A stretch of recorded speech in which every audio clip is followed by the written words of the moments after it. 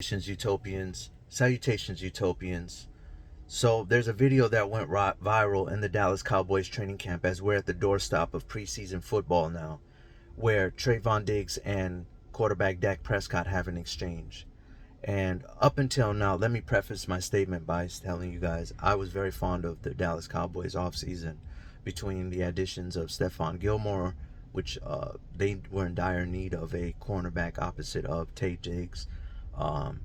And did they ever get one? He might be a little long in the tooth, but Stephon Gilmore has proven himself season in and season out to be one of the best defensive backs in the last decade. Consistent, consummate professional, multiple Pro Bowl appearances, even excelled with Bill Belichick, who we know can be very demanding, and very unique system that they have over there.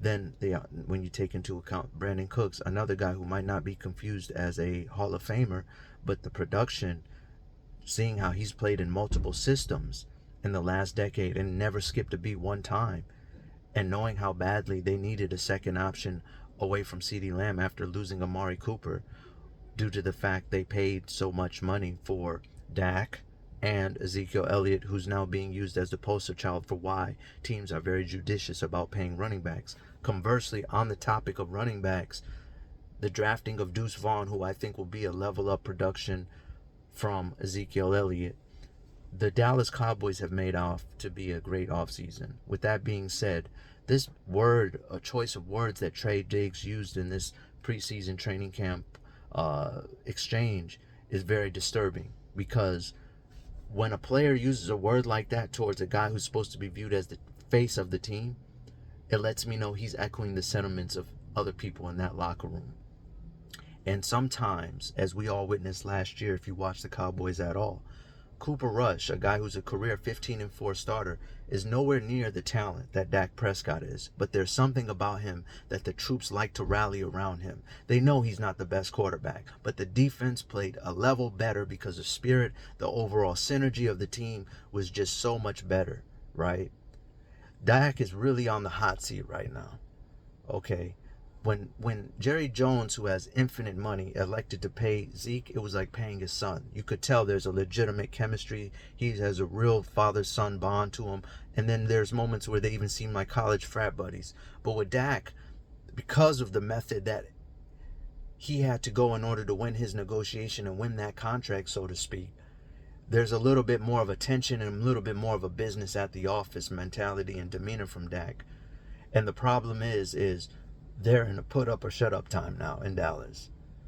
So now when you see something like this, we've seen it in sports multiple times, whether it's Draymond and KD, Draymond trying LeBron and LeBron having to come back on an infamous 3-1 and punish him for that. It takes a special type of gladiator, a special type of alpha warrior to realign a locker room after a guy has publicly disrespected you in the fashion in which Tay Diggs did that day. This development right here would not be a surprise to me if the Dallas Cowboys fall short again this year. Because of the additions, though they were very quality additions, the guys are a little bit older, but the injuries are higher. There's a higher probability. But with this chemistry locker room thing, I'm going to tell you, I think the Cowboys are going to regret not swapping out directly with Green Bay for Aaron Rodgers. Rodgers had, 2 years left on his deal? Dak has a couple more on that bone-crushing contract, who I just never felt was quality enough of a quarterback to command that kind of money. The excuse of, well, that's the market, just doesn't fly with me. I would have went and got Cam Newton. You would be in the same place. The Dallas Cowboys are considered to be America's team. It's boom or bust. If you're not winning Super Bowls, what are you talking about? If you're not talking large money, what's the point? That is the kind of environment and mindset that you have to have when you're in Dallas. It's the greatest arena in the league, one of the greatest in all of sports. The owner has infinite money. He could buy a ring. It's about the pride in this, okay? And I understand what's been a real detriment to him is he drafted Dak.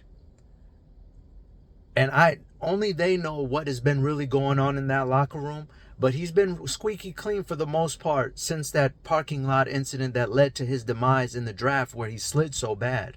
but he's a hometown product. So Jerry's being a little bit stubborn. But they are in a place where it's put up or shut up time. He led the league in picks last year. Now this year he's looking kind of shaky in training camp again. And the last thing you can afford is the guy who has the most money being the biggest culprit for why you're not winning the Super Bowl. I'm already out on the Cowboys. I'm sorry. And it won't be too much reporting from them because I don't care about pumping numbers just because of a bunch of views. If they suck, they're not going to get my time.